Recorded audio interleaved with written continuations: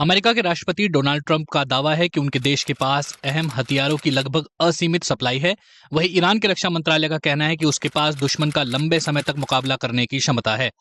लेकिन सिर्फ हथियारों का भंडार और उनकी सप्लाई ही किसी युद्ध का नतीजा तय नहीं करती। यूक्रेन लंबे समय से रूस की तुलना में कम हथियारों और कम सैनिकों के बावजूद उससे लड़ रहा है।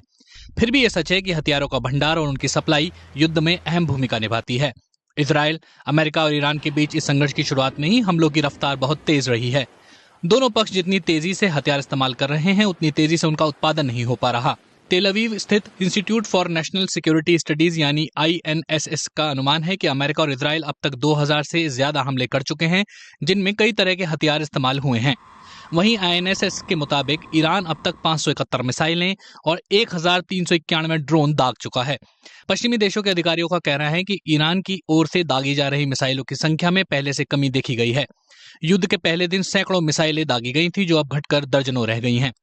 युद्ध से पहले अनुमान था कि ईरान के पास कम दूरी की बैलिस्टिक मिसाइलें 2000 से भी ज्यादा हैं। हालांकि कोई भी देश अपने पास मौजूद हथियारों की सही संख्या सार्वजनिक नहीं करता, ताकि दुश्मन को अंधेरे में रखा जा सके।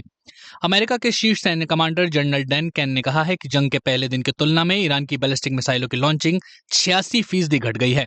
अमेरिकी सेंट्रल कमांड के अनुसार पिछले 24 घंटों में ही इसमें 23% की गिरावट दर्ज की गई। युद्ध से पहले माना जाता था कि ईरान ने कई हजार Shahid one way attack drone missile बना रखे हैं। इस तकनीक को उसने रूस को भी दिया, जो यूक्रेन में इनका इस्तेमाल कर रहा है। अमेरिका ने भी इस डिजाइन की नकल की है। लेकिन जनरल केन के मुताबिक संघर्ष के पहले दिन के बाद से ईरान के ड्रोन हमलों में 73% की गिरावट दर्ज की गई। हालांकि यह भी संभव है कि ईरान अपने भंडार को बचाने के लिए जानबूझकर हमले कम कर रहा हो, लेकिन उत्पादन बनाए रखना अब और मुश्किल होगा। अमेरिका और इजराइल के लड़ाकू विमान अब ईरान के ऊपर हवाई बढ़त बना चुके हैं। ईरान का ज्यादातर एयर डिफेंस सिस्टम नष्ट हो चुका है। उसकी एयरफोर्स भी अब उतनी प्रभावी नहीं रह गई है। अमेरिका के पास दुनिया की सबसे ताकतवर सेना है और उसके पारंपरिक हथियारों का भंडार किसी भी दूसरे देश से ज्यादा है। लेकिन अमेरिकी सेना मुख्य रूप से महंगे और सटीक निर्देशित हथियारों पर निर्भर करती है, जिनका उत्पादन सीमित मात्रा में होता है। खबर है कि ट्रंप ने रक्षा कंपनियों की बैठक बुलाई है, ताकि उत्पादन तेज किया जा सके। इससे संकेत मिलता है कि अमेरिका के संसाधनों पर भी दबाव हो सकता है। अब अमेरिका को पास से हमले करने की कुछ आजादी मिल गई है, जिससे दबाव कुछ कम हुआ है। जनरल केन ने कहा है कि अमेरिका अब महंगे और लंबी दूरी के हथियारों जैसे टॉमहॉक क्रूज मिसाइलों के बजाय कम महंगे हथियारों का इस्तेमाल कर रहा है। अमेरिकी वायुसेना अब GDAM बमों का इस्तेमाल कर रही है, जिन्हें सीधे लक्ष्य के ऊपर से गिराया जा सकता है। वॉशिंगटन स्थित centre for strategic and international studies यानी CSIS के पूर्व मरीन कर्नल मार्क कैंसियन का कहना है कि शुरुआती लंबी दूरी के हमलों के बाद अब अमेरिका कम खर्चीले मिसाइल और बम इस्तेमाल कर सकता है। उनका मानना है कि अमेरिका इस स्तर की लड़ाई लगभग अनिश्चित काल तक जारी रख सकता है।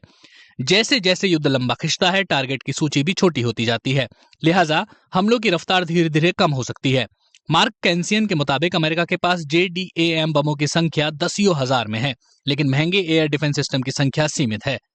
संघर्ष के शुरुआती चरण में ईरानी जवाबी हमलों को रोकने के लिए इनकी जरूरत पड़ी थी। पैट्रियट मिसाइलों की मांग बहुत ज्यादा है, सिर्फ अमेरिका में नहीं बल्कि उसके अरब सहयोगियों और यूक्रेन में भी। हर इंटरसेप्टर मिसाइल की कीमत $40 लाख से ज्यादा है और अमेरिका सालाना करीब 700 का उत्पादन करता है। अगर ईरान बैलिस्टिक मिसाइलें दागता रहा तो यह सीमित भंडार तेजी से घट सकता है।